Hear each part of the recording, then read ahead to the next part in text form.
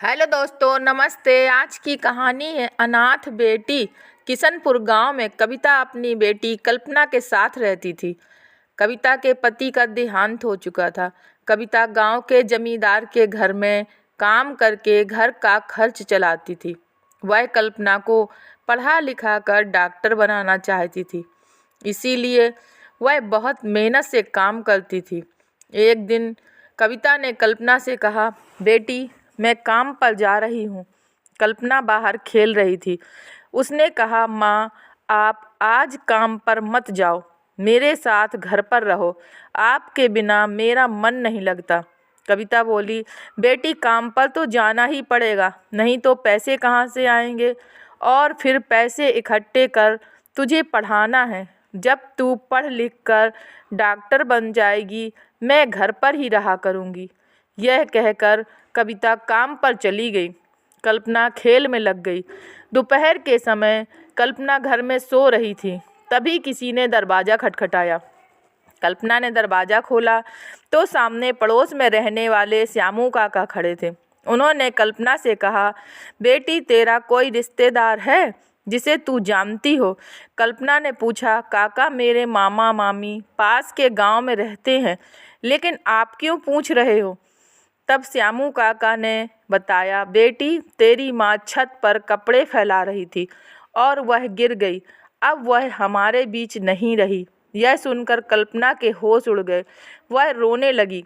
श्यामू काका ने बड़ी मुश्किल से उसे चुप कराकर उससे मामा का पता पूछकर गांव के एक आदमी को उन्हें खबर देने भेजा। कविता के भाई मुकेश ने आकर कविता का अंतिम संस्कार किया और उसकी पत्नी ने कल्पना को संभाला। अगले दिन श्यामू काका और गांव के जमींदार कल्पना के घर आए।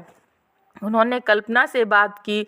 जमींदार ने कहा, मुकेश जी, यह बच्ची अब अनाथ हो गई है, इसकी देखभाल आपको करनी होगी। कविता का देहांत मेरे घर में काम करते हुआ, इसलिए मैं इस बच्ची के पालन पोषण के लिए 1 लाख रुपए दे रहा हूँ। आप इसका अच्छे से पालन पोषण करना। यह कहकर जमींदार ने रुपए मुकेश को दे दिए। मुकेश ने कहा, मैं इसका अच्छे से पालन पोषण करूंगा, आप चिंता ना करें। अगले दिन मुकेश अपनी पत्नी और कल्पना को लेकर अपने घर आ गया, लेकिन कल्पना का वहाँ मन नहीं लग रहा था। उसे अपनी माँ की याद आ रही थी। वह दिन रात रोती रहती।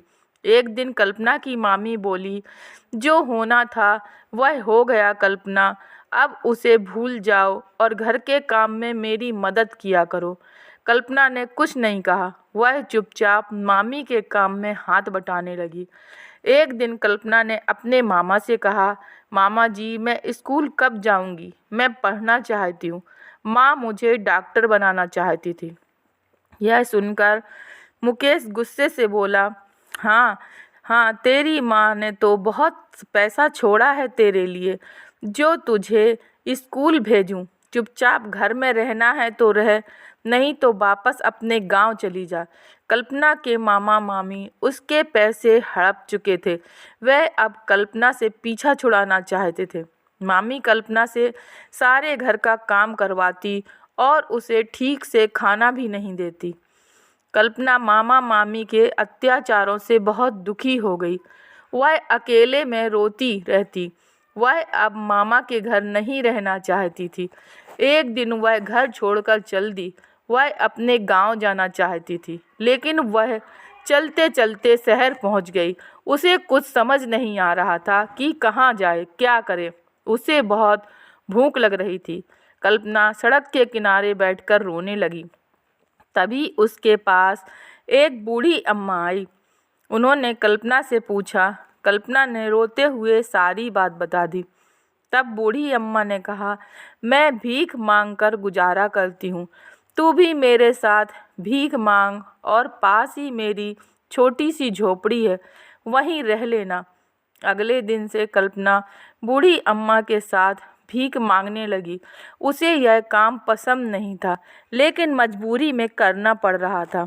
एक दिन वह भीख मांगते मांगते एक अस्पताल के पास पहुंच गई। वह अस्पताल के अंदर चली गई। वहां उसे एक डॉक्टर मिले। डॉक्टर ने उससे पूछा, बेटी तुम्हें क्या परेशानी है? तब कल्पना ने कहा, डॉक्टर अंकल मैं बिल्कुल ठीक हूँ। मुझे तो आपके जैसे डॉक्टर बनना है, मुझे डॉक्टर बना दीजिए। यह सुनकर डॉक्टर ने पूछा, बेटी तुम कौन हो और डॉक्टर क्यों बनना चाहती हो? कल्पना ने उन्हें सारी बात बता दी। उसकी बात सुनकर डॉक्टर उसे अपने घर ले गए। उन्होंने अपनी पत्नी से कल्पना के बारे में बात की। उनकी पत्नी के कोई संतान नहीं थी। उन्होंने कल्पना को अपने घर में रख लिया और उसे स्कूल भी भेजना शुरू कर दिया। धीरे धीरे समय बीत गया। कल्पना बड़ी हो गई। एक दिन वह घर पहुंची और उसने कहा, मम्मी पापा आप कहाँ हो? डॉक्टर की पत्नी ने कल्पना से पूछा, क्या बात है बेटी, तुम आज बहुत खुश नज़र आ रही हो। कल्पना ने उनके पैर छुए और कहा, माँ आज मैं डॉक्टर बन गई। यह आप दोनों के कारण हुआ है। आपने एक अनाथ भिखारिन को अपनी बेटी बना लिया। यह कहकर कल्पना रोने लगी।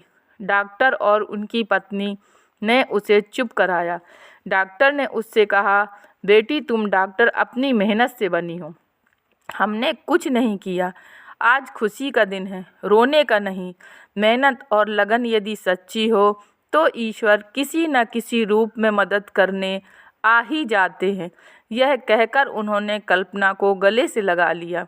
अगले दिन से कल्पना डॉक्टर बनकर अस्पताल में काम करने लगी। कुछ दिनों बाद डॉक्टर और उनकी पत्नी ने कल्पना की शादी करवा दी। कल्पना का पति भी एक डॉक्टर था। इस तरह कल्पना ने अनाथ होते हुए भी अपनी लगन और मेहनत से अपनी माँ का सपना पूरा कर दिखाया। दोस्तों, अगर यह कहानी आपको पसंद आई है तो कृपया लाइक कीजिए, शेयर कीजिए और चैनल पर नए हैं तो कृपया चैनल को सब्सक्राइब कीजिए। धन्यवाद।